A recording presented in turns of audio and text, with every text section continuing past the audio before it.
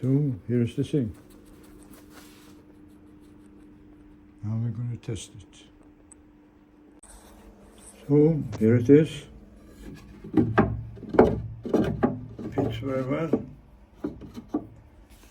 I better be careful now, because if I glue it on, I have to redo the whole thing. And that's going to take several days and cost a lot of money. So, to be safe, I made this one. And then I'm going to do the cleats and glue them on. And then it's done. Can't be changed. So, now I'm getting it in the right place with screws and markings, and then comes the glue, and then it's going to dry, and until tomorrow, hopefully, it's going to be good. So I'm spraying the screws with Teflon, PTFE, that will not stick in epoxy. So this is the work for today, and a good thing is that, so they are here, all in position with the screw, and they're like marked where they're going to be, and pre-drilled and everything, and it's epoxy. So, and here is the end of it. Just hope for the best that it will fit, because if it doesn't fit, have to redo it, everything. Well, thank you for today. And here is in France with Olga, a year later, 89, before we went to Ireland and Newfoundland.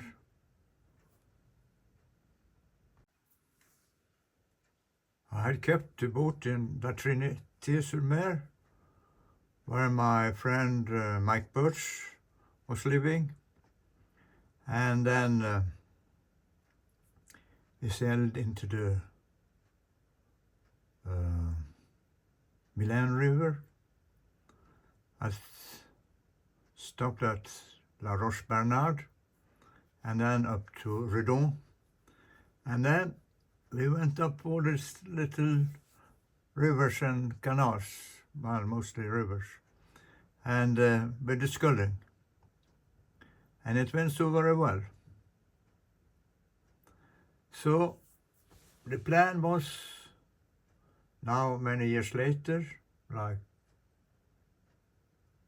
97, like 8 years later, I said to myself, I must find out more about this oriental sculling, what they do. The strange thing is, thousands of seamen been to Japan and China, and they anchor up the sailing ships in the harbors, and out come a little sampan and ship them ashore, when they're going to go ashore, and they all use this method, with YOLO. But like here in Sweden and in France and England, we don't use it. I wonder why. So I thought, maybe I go to Japan to find out. But, well, nowadays, mostly it was power boats and engines and things like this. So, but still, I thought there might be some tradition somewhere up in Japan. Now, the years of my good economy was in the end of 70s and the whole 80s and the beginning of the 1990s. But now in the end of 90s, so money getting more difficult, and it keeps getting more difficult. But I still had enough for airplane ticket to Japan, where I decided to go. I thought, well, that may be better than China. So, places where I went. So the airplane came down at Tokyo, and, well, where to go? Well, I bought a book about Japan, like how to do tourists there. Well, they started with saying Japan is one of the most expensive countries. But also, like up here, it was like more traditional. So I thought I hitchhiked up to here, Sendai, and passed here and up to this area. There was some fjords and things like that. I thought maybe there I could find some sculling ore. So, well, in the late 1950s, and I've been hitchhiking a lot, and also beginning of the 1960s. And I've been sleeping outside. I had kind of like a big bivouac, a big plastic bag and a sleeping bag. And I know you shouldn't carry too much luggage. So the whole thing, sleeping bag and everything was just 5 kilos that I could take on the airplane. And then I come up to Sendai, go more up here, and then I hitchhiked up here. I stopped, slept in the nights, everywhere, on the outside, and it was okay. People were very friendly at me. But like somewhere here, before Kisinuma, I don't know how you pronounce it. I got the ride, and the man, like most people there, they learn English in school, but speaking is a different thing. But anyway, he said he was a police officer, and very friendly, very polite. And as he was getting near Kisinuma, he was getting late, and he said, "Do you like to come to the police office?" Well, I thought, why not, So I came there, and this is Kisinuma. So we went to the police office, and it was a very big office with many, many people working, and it was late.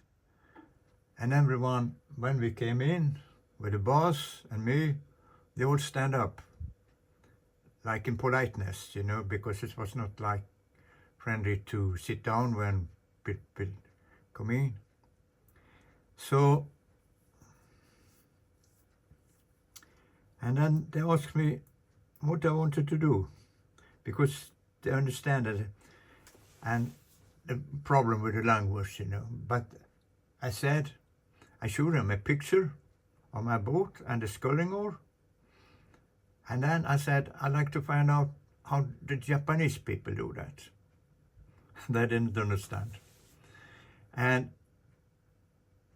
the more I'm popular, and it took time, like 1 hour, and still people were standing up, very polite, But then slowly I was sitting down, and I made phone call to other people who maybe like to help, But after about 2 hours, then I got the idea.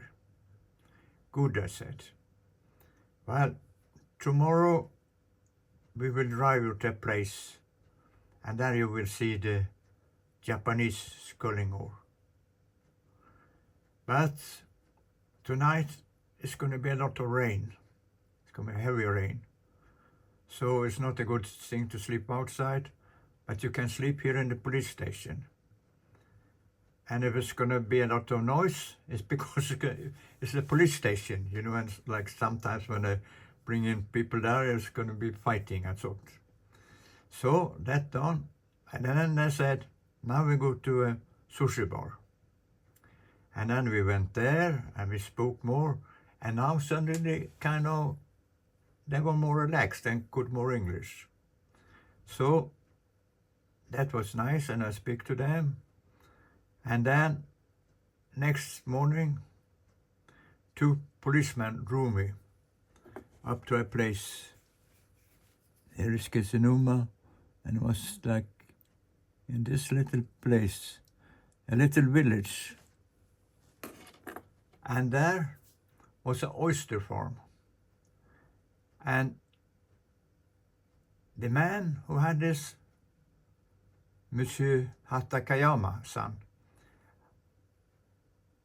noticed that oysters was not as good as before. So he thought, well, it's because they don't get nourishment. So he wrote a book like The Mountain and the Sea Are Sweethearts or something like this. And so he thought maybe the water was not getting enough nourishment for the oysters or things like this. Well, anyway, it became quite famous, and he built traditional boat with a scudding oar. And then I came there. So this is the place. It was just a small village. And it was very interesting to be there. And people were very friendly. And the police car came there. And I asked them if it was okay, if they could teach me. Yes, they said. And, well, police car really never came there, and police was respected, so it was like, just that the police car came was like a big event. And then they didn't really speak English, but the family had 2 sons, and one was in the university at Sendai, and he will be back that afternoon, and he spoke a bit more English. So, here are the people there. Also, I am in the picture, and I made the oysters. And I learned a few words, not so many, like mitsu was like water, because I didn't drink alcohol or tea, so I just asked for mitsu, and I went okay, and like that. And here is one of the traditional boats. And now I learned the oar was not in the middle of the back. And here is this rope, the quick rope as they call it, And this boat could be with many people, and that made it simple. And now standing like that on the side, you had a very much better working position than if the oar was in the center. And they were very kind to me. So when the younger brother came, I explained it more.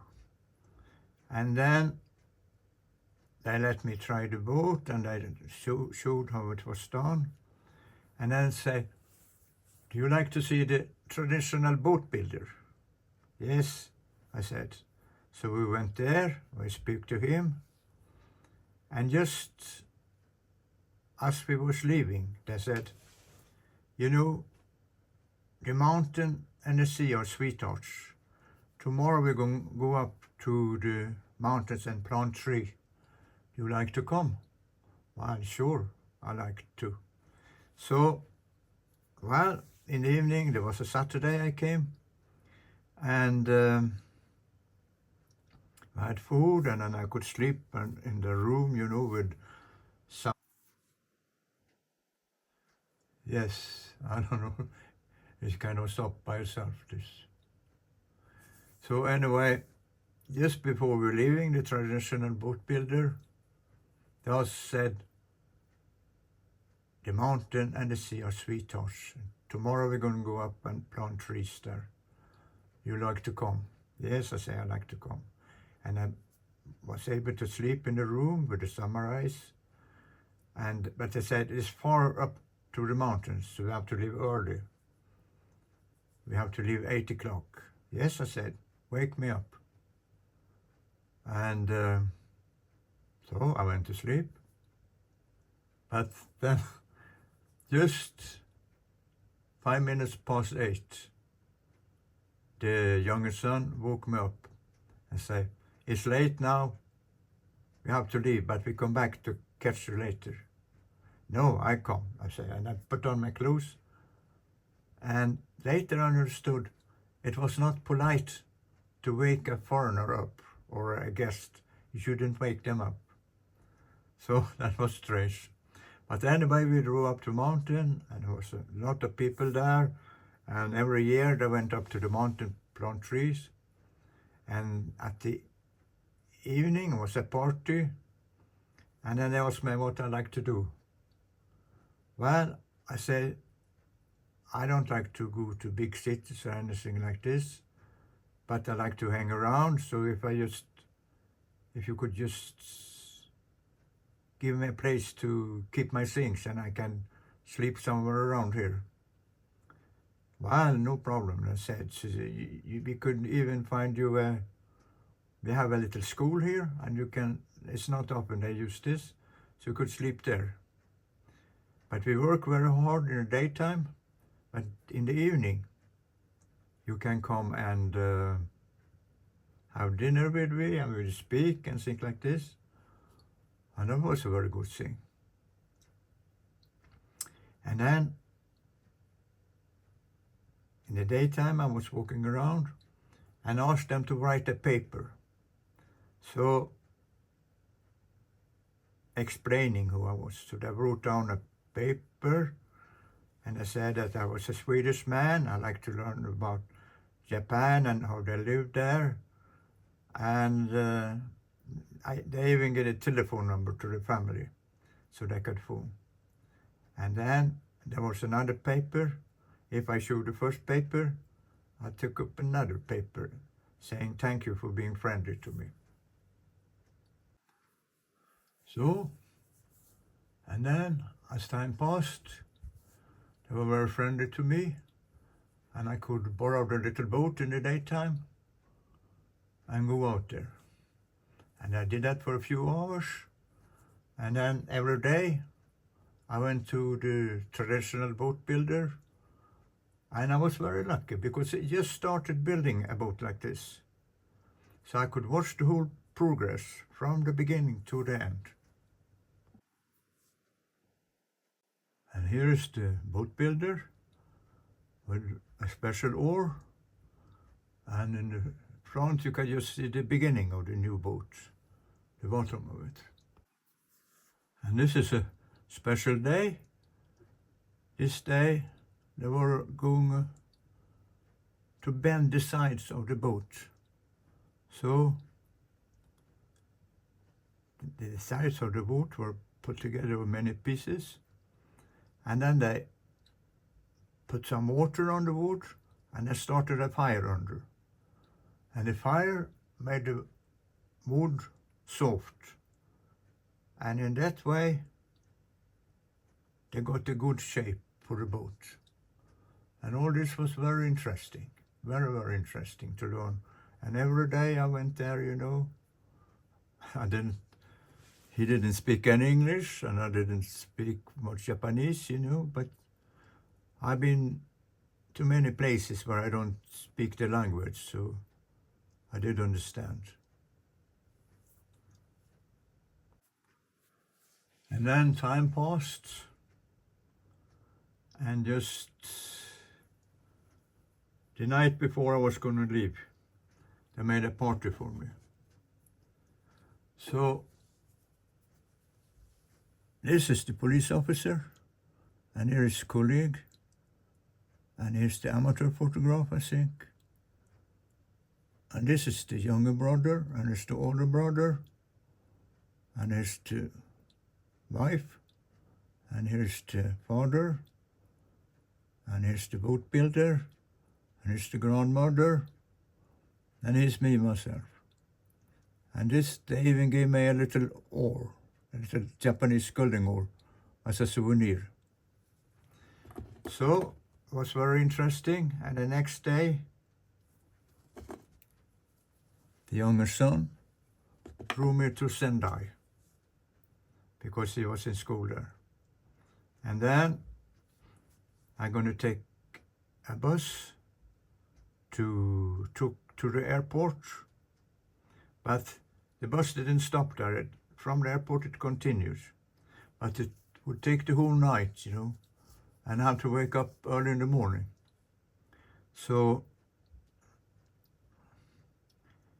the son, I thought, we must make sure, that they wake me up, because I remember the first day they didn't wake me up because it was not polite.